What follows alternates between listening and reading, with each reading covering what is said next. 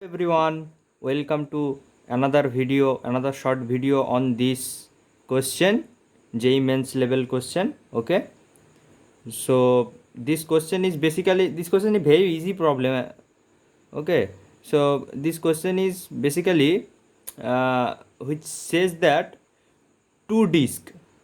Okay, two disk, these two disks like gear type, two disks each of mass m and radius r are connected by a chain. Okay, negligible mass chain. Okay, uh, then this we are breaking this side of the chain, right hand side of the chain, by plugging a pin.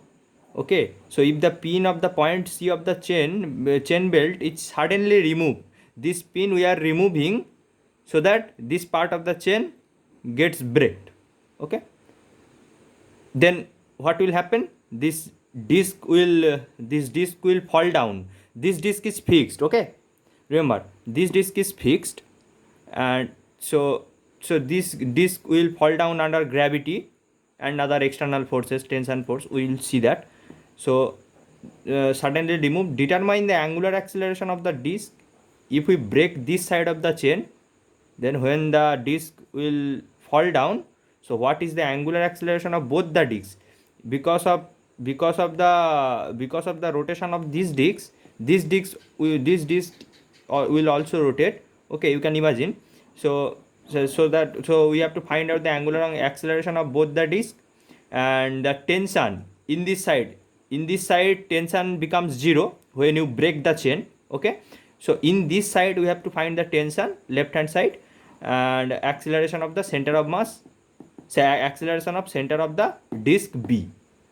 Okay, so solve this question first, try it yourself first, then come back to the solution. These are the answers.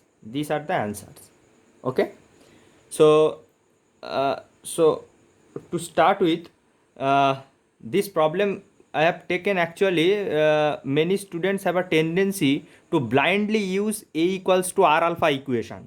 Okay, so you see here, alpha, this angular acceleration of this disk, angular acceleration of A disk and angular acceleration of B disk, both answers I have given.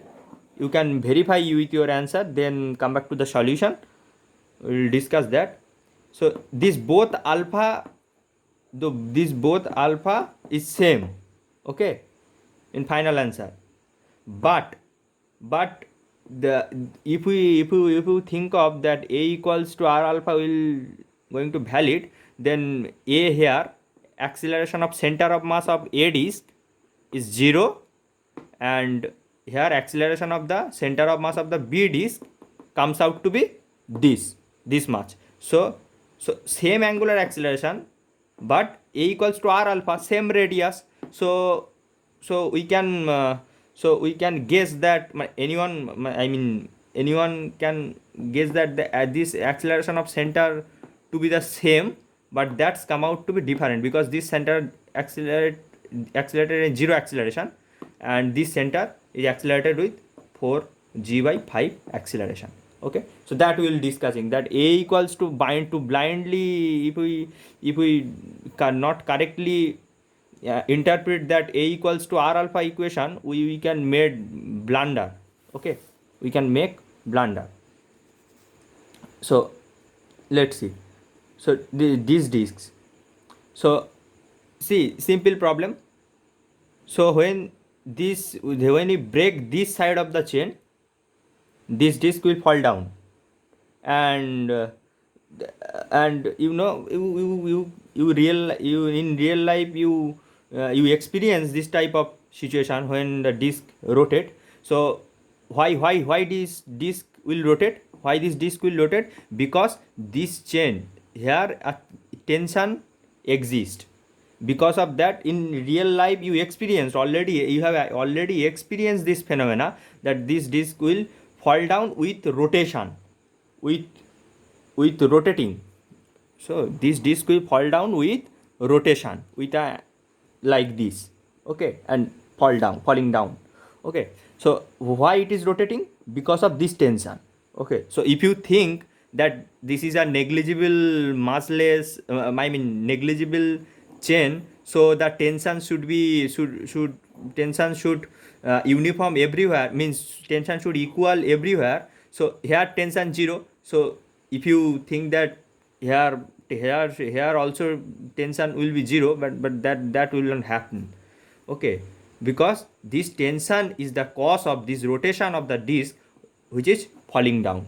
Okay, so that's so I have just first disc for the A disc, tau equals to r alpha about this axis, about this axis, this axis passing perpendicular to the A. Okay, tau equals to I alpha, simple. For disc B, you can see for disc B, see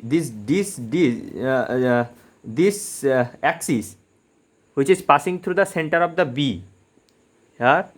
Okay, let me put that. This is B point, and we are perpendicularly passing a axis.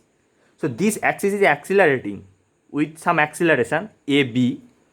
Okay, acceleration of B of that center of mass of the B disc. Okay, so this axis is accelerating. Still we are using torque equals to I alpha. You know that torque equals to I alpha equation is not always valid. I mean, not always valid for any axis. If you choose an axis which is accelerating, in general tau equals to I alpha equation will not going to be valid. Okay, but there exists a special point. Okay, so any axis in some axis passing through that special point. Okay, the special point we can apply tau equals to I alpha equation in spite of that axis which passing through the special point is accelerating. Okay, in spite of that special point is accelerating, we can write about that point, I mean about that axis which is passing through that special point, tau equals to I alpha. Okay, so that's I have written here. Tau equals to I alpha is also valid about the axis passing through the accelerating point B. In spite of this is accelerating, still it is valid. In general, you cannot take you cannot write tau equals to I alpha about any axis which is accelerating. You cannot write, but it is because it is center of mass. So any axis passing through the center of mass, we can apply this same formula, which is applicable for axis which is inertial axis. Inertial means which is fixed or moving with a constant velocity, but here axis is accelerating. Still we can apply about this axis tau equals to I alpha equation, because this axis is passing through that special point. The special point is center of mass. So you should remember this point. Tau equals to I alpha you can apply about center of mass. Okay, in spite of that is in spite of accelerating center of mass. Okay, so that's I have written. So tau equals to center about this axis. We now are applying tau equals to I alpha. So tau into r equals to I alpha half m for disc. Moment of inertia half m r square for disc, and alpha of B disc. So you can see from equation 1 and 2, so everything is same. TR same tension, same R, because this is same tension. Why same tension? Because this is connected with a negligible massless chain. So tension should be uniform everywhere. Tension should be same. So that's why T same, R same, everything same, mass same. So angular acceleration will also be same. Okay, if you divide 1 and 2, so you will get alpha of A divided by alpha of B equals to 1, means alpha of A equals to alpha of B. So that's not the point. That's the obvious point. And write F equals to F external. If you take B disc to be a system, and F external, what is F external here? Gravity is pulling down that B body. So mg, which is passing through the center, any rigid body, mg always passes through the center, mg minus tension. I am only taking external forces. Okay, which system? External forces on which system? This system, only this system, only this system. This is excluded, this A system is excluded, only B system, B disk.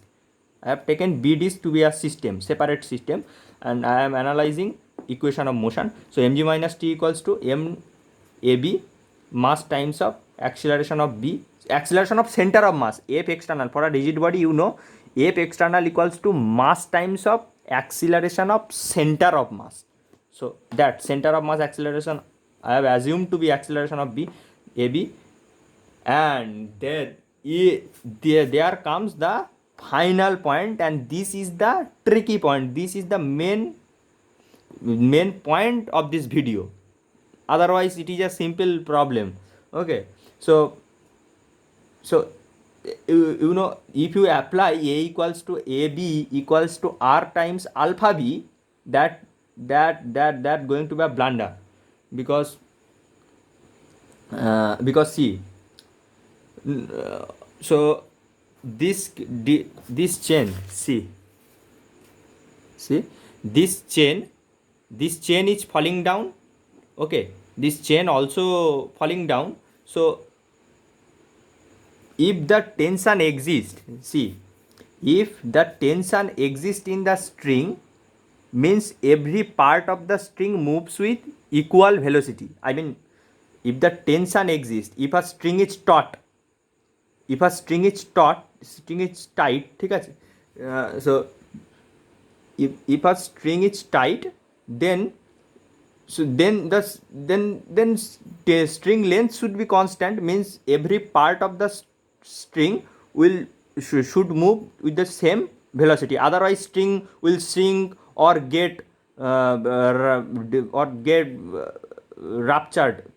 Okay, so that's the point, that what I am telling, that string length must be constant. So to maintain a constant string length, every part of the string should move with same velocity, same direction, so that string remains tight. Okay, so for a tight string, because tension exists in a tight string, so for tight string, so the every part of the chain must move with the same velocity, otherwise it cannot be tight. Okay, so otherwise it will shrink or get elongated. Elongated means here not elasticity, means get ruptured. So that's the point, that every part of the string will move with the same velocity. So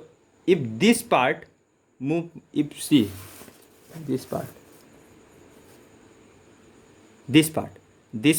move with a velocity, this part move with a velocity, means I mean acceleration, sorry.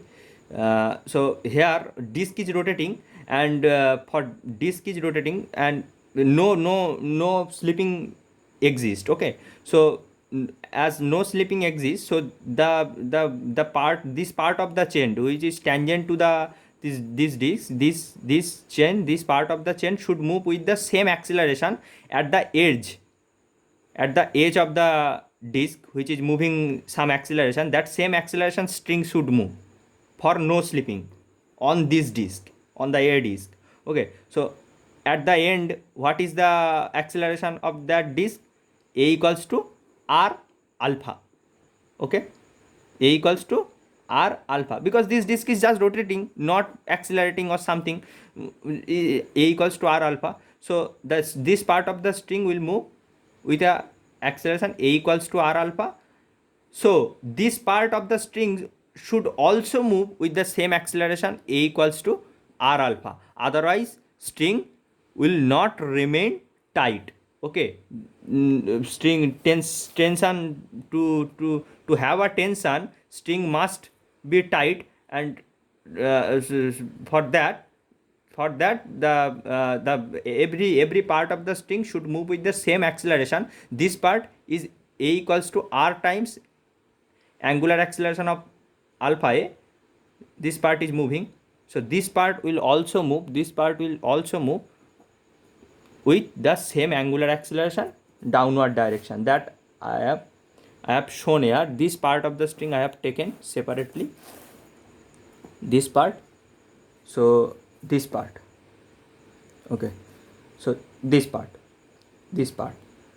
A equals to r alpha, okay, you see, I think you are getting my point. A equals to r alpha, that A equals to r alpha will also get transmitted to this portion to have the tight string. So here A equals to r alpha of A, angular acceleration of A, here because there is no slipping na, the condition is there also is no slipping, so this portion of the chain, this portion of the chain have a acceleration A equals to r times of angular acceleration of A, angular acceleration of A, so A r times of angular acceleration of A, r alpha A. And this disk is now this point of the acceleration of this point of the disk, will the resultant of this to this rotation and the center of mass velocity. So center of mass is moving downward with acceleration AB, and this rotation r times of alpha b. If you subtract this, because if you subtract this, then r alpha equals to r alpha, this portion acceleration, because they are also no slipping condition, so that's why these two acceleration must be same. So r alpha equals to acceleration of b minus r alpha b. So that's I have written, and that's I have written. And wow, how many number of unknowns you have? Tension, angular acceleration of A, angular acceleration of B, and acceleration of center of mass of B. 4 unknown, 4 equation. You can easily solve.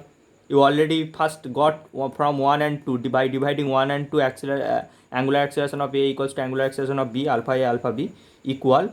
So if you put that into the fourth equation, you get acceleration of B equals to alpha A equals to alpha B. So 2 angular acceleration are equal. So that's why 2 times of r alpha B, and from there you can easily see by using the t equals to will be half m r cancel, half m r times of alpha b, that put here. So that when this t goes this side, this will be plus half m r times of alpha b. R times of alpha b equals to half of ab. That here already a half exists, and r alpha b half of ab, that 1/4. So 1/4 comes here, and acceleration of b becomes acceleration of b, you can 4g by 5.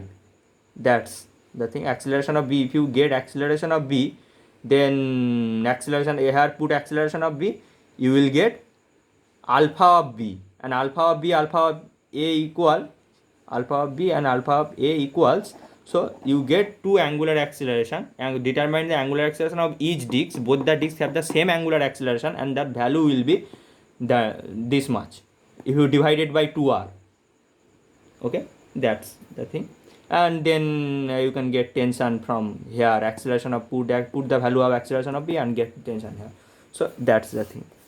So you get my point that this is a very simple problem, okay, but that take home message is that you should never apply A equals to R alpha equation blindly, okay.